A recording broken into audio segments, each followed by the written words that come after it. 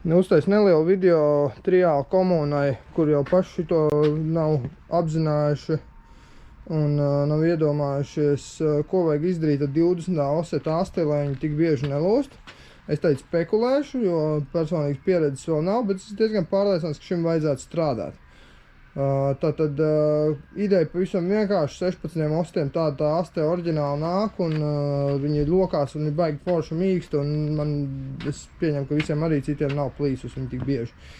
Kur 20 ostam problēma pavisam vienkārši, viņam astei ir diezgan izteikti šīs te sānu ribas, ja? Līdz ar to tā aste ir ļoti stinga un nelokās galā, ja? Viss tas spēks aiziet līdz stiprinājuma vietai un tad viņi loģiski plīš šitajās vietās, kur ir lielākie lietas momenti.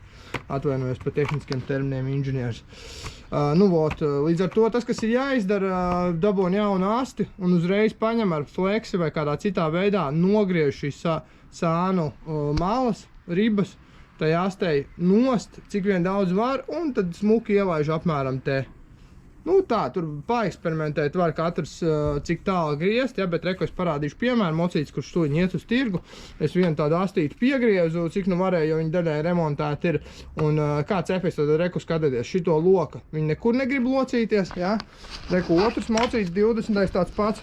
Es esmu piegriezis reku to asti, ja. Piefiksējis, piegriezis tādu foršu tievāku te aizmugurē, un viņi dara šādi, ja.